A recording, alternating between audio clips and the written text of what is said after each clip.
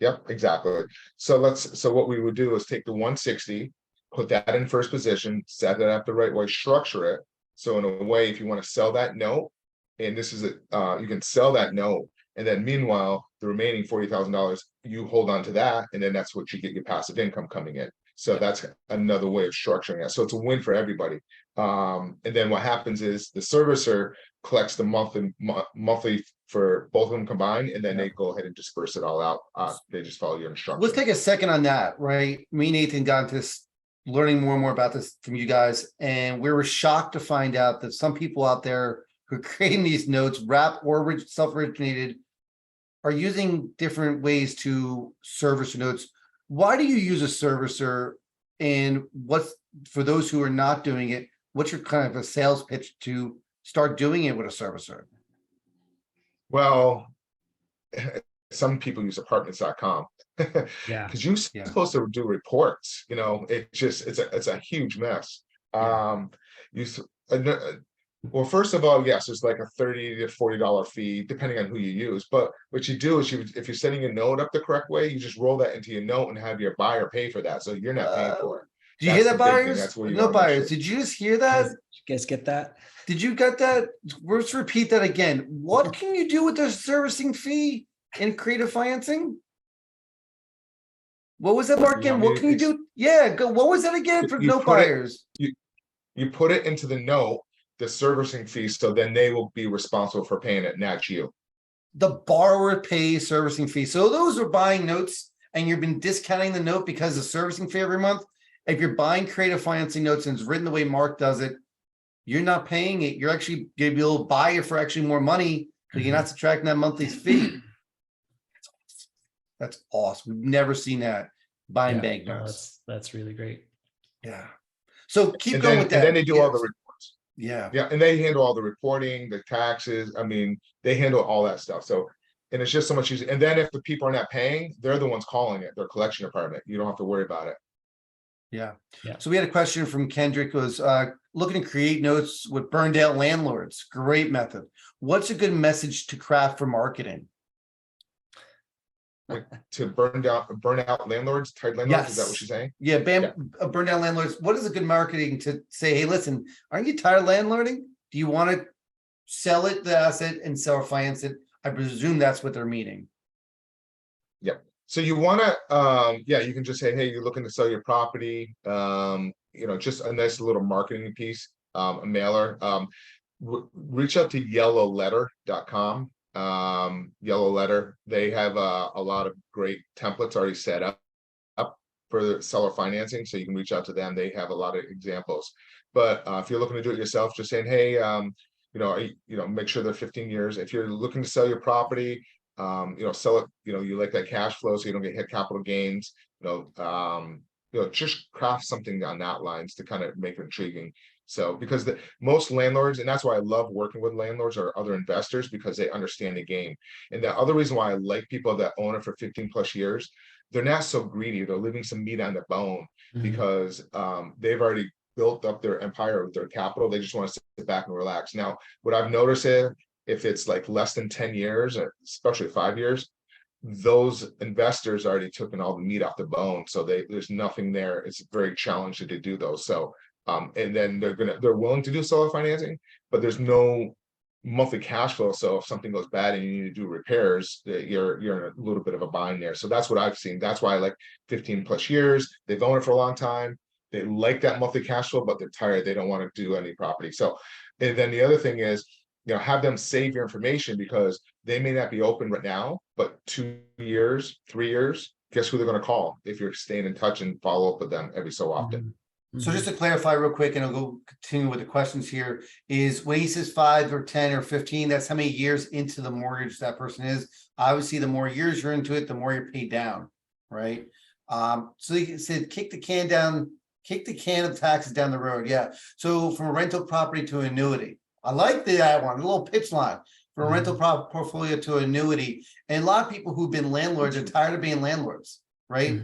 I've been a landlord. I'm sure all of us been landlords. And I unless I'm really, really, really good return, it's not fun, right? That's why we got from rentals to buying notes. So we buy notes all the time because I don't want to be a landlord again. If I'm Yeah. defaulted because I'm in a great position, okay.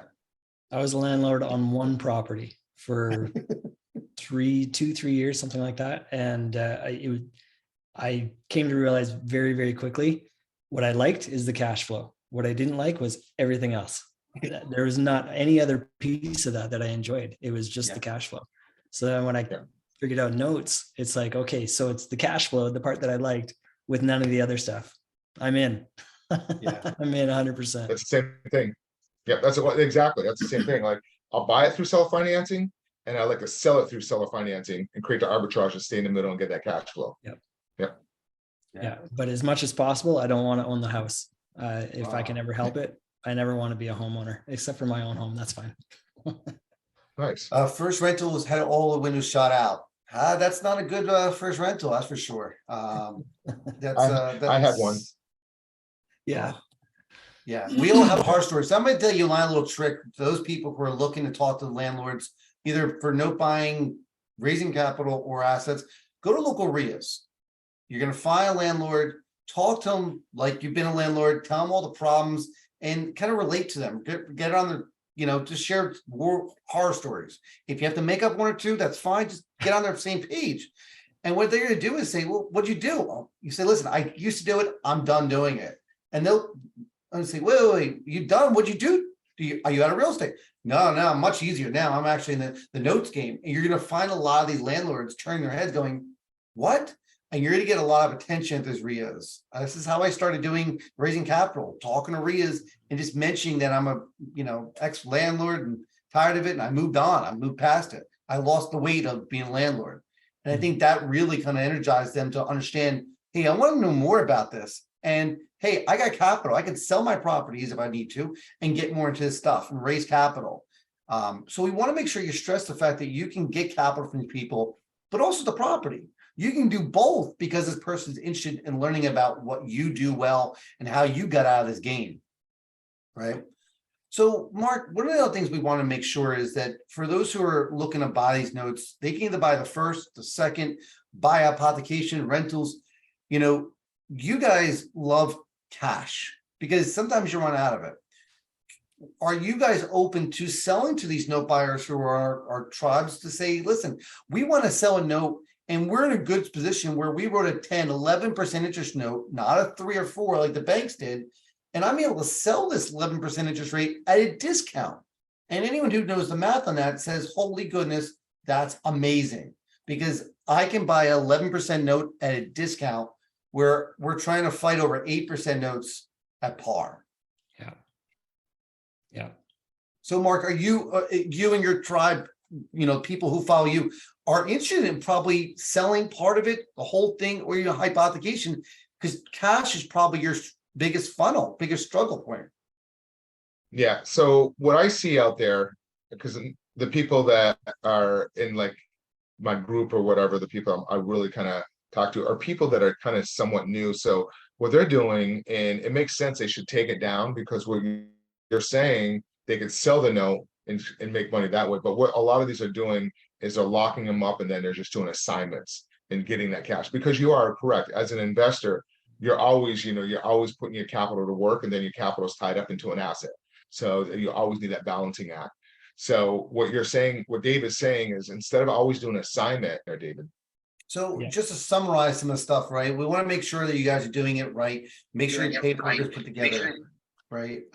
Get an echo, I'm not sure why, but make sure your paperwork's right. Make sure if you're doing owner finance notes, make sure your collateral is written up correctly. If you're doing land contracts, make sure it's state specific. Make sure that the federal law is there. Make sure you make the ability to repay is there. And all that good stuff. Quick question was, sorry, coming in late. 80-20 selling the first and keeping the back end, meaning if you can keep the first or you can keep the second, sell both or either one, but most of the time you sell the first lien, hold the second lien at 10, 12%, and you're gonna get cash flow while also being able to get some money up front. So that's what you mean by 80-20 cash flow. So what you want to do is make sure you rate this correctly, make sure the borrower has the ability to repay, And then make sure you write with an RMLO. We had an attorney on a couple weeks ago who talked about they're trying to increase the number from 3 to 24. We'll see if that passes. And then make sure you have all that in place. Make sure you write these loans at a good number, no longer 6-7%. Get as high as you can. Understand the borrower can only afford what they can afford. So make sure you keep that in mind. Make sure the interest rate's high enough, the term's low enough. Get that created that you can either sell a partial, the whole thing, hypothecation, and then go do it again. Like Nathan started off saying, do what you do best, find the assets, get them created, and then you can sell them off and recash out, recash out, recash out. And we're here for that. I guess the burn method in creative financing. Yeah. We are we're the refinancers. Yes. So we can either buy out and take the note off of you. We can give you a loan. We can do both these things. They're fascinating to you guys as wrap notes or originating. Just make sure you're originating correctly. Talk to a local attorney and make sure you're doing it right. Mark, when you first got started in this, what were some of the first stumbling blocks you had? Lack of capital is one of the first things when you first start out. And then probably like the contracts, like, how do I do it? That's probably was one of the first type of things when you first start out in real estate. So that's why, nowadays, especially with the internet, it's so much easier. We had to go to RIAs back when we were first getting into it. We didn't have we couldn't jump and network like this. When you guys in Canada and Jersey, I'm in here in Boca Raton, Florida. So it's so much easier. Back then, we actually had to drive 45 minutes, go in there and just kind of network with some of the groups were good, and just kind of learn that way, which I did. It worked, but that's probably one of the things. So if that is, you're running into whatever you're stuck on, if it's one of the things I just mentioned or something else, jump into some of these groups. Everybody is super, super helpful. I mean, I can't tell you in today's world how easy people are there to help people to kind of succeed in real estate. I know I was on another podcast a while ago and somebody's like, hey, what is the number one thing in real estate that surprised you and woke you up? And I thought about it because I've done other businesses, especially investing, is that your competitors are actually your partners. That's how I look at it. You end up working together. So like in other industries, like, God, I don't want to tell him anything what I'm doing because of blah, blah, blah. But in this, you kind of work together. So if you don't have the capital or you don't have the resources to kind of understand this stuff, go to somebody that's with experience. And that's why people are willing to help you, because you're bringing value to them and you guys can take deals and work together. Absolutely. Quick question before Nathan's final question is Tony Barnes on Facebook asked, do you underwrite your loans or do you use a third party to underwrite your loans?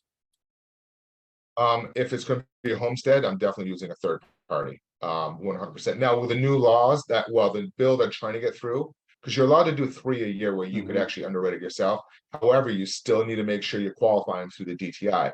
It doesn't really, the credit doesn't really matter. It's making sure they can afford the payment. That's the biggest thing. So you're not considered a predatory lender. Ability to repay. Yeah. But I always use a third party. I'm never going to do it myself. Yeah. We have a couple on our listing. If you ever want to reach out to Mark ourselves, we have Call That Underwriter. We have Mark Ross over there, rmlo.us. Those are the people who are living in the home, right? If this is a tenant, a landlord, you don't need to do that kind of underwriting kind of stuff. I would still make sure that you talk to them, make sure the usury law is not applied. And this is state specific in certain situations. So talk to your local attorneys. Tony, hopefully that answers your question. But we want to make sure you guys do this correctly and you work with good people like Mark so that you guys can create more notes and then bring it to us. We'll buy them and we'll just cycle going. But let's circle back to the very beginning before Nathan's final question is, we want you guys to network with us as much as possible. Let's bring it home. Let's see everyone back down in Nashville next year so we all can get together in one room and really talk. Make deals happen. At the last DME, we had deals happen over the weekend, signed and funded. Yes. That's exactly what I was hoping for. Yeah. So I'm really glad about that. And get the videos, like Mark is saying, everyone is so open and so willing to share. So get those videos if you haven't already, and just learn from people who are more than willing to share. We're not selling anything. We're just trying to help you succeed. That's it. Absolutely. Go ahead, Nathan. All right, Mark. we're always trying to get a sense from other experts here, to see what do you see coming down the pipe. What's your crystal ball prediction for housing market? Where are we going? I mean, we've been saying since October we're going to be in a major recession. You know what I mean? I mean, Yeah. look at the stock market in the first quarter. I mean, the first half of the year. So I think because we printed so much money, there's still a lot of money floating around out there. So this is a weird situation that we're in right now. Because I mean, think of how much money we printed. I mean, 80% of all money in circulation has been printed in the last few years. Think about that. That's a lot. So we really should be in a recession. Yeah. Some indicators show we're in a recession. That's why our inflation went up, because all that money. But I mean, it is definitely slowing down. But the problem is nobody's selling, because why would you sell at a 3.5% and go into something at 7%? Right. So that's why there's no inventory. However, there's a lot of inventory coming online with the new builders. So we're definitely going to see it slow down. I kind of like this market right now, because people that can't sell, that's where I'm coming in and buying them, Solving the taking over debt. the debt, you know. So I would definitely highlight you guys to take a look at the DME recordings. We had the Mortgage Banker Association come in, and she actually gave a month of when the MBAs think that this recession is going to actually hit. She named a month. Yeah. So that's all by data charts. So feel free to take a look at the video, and you're going to see some awesome stuff besides just that other thing. So Mark, thank you for joining us Friday afternoon. You're gonna hang on for the aftercast, but I appreciate those who tuned in live. Me and Ethan will be back. We'll probably be a few weeks off. We have some things going on, and summertime is what it Vacations is. and things. Yeah, so we may be dormant for the month of August, but feel free to tune in. Our links or stuff at our webinars on YouTube. You can go to our website for it. If you have questions, reach out. If you have notes, send them on over. All right, guys. Thank you very much for joining us. We're gonna go off live, and we'll talk to everyone soon. Thank you. Thank you.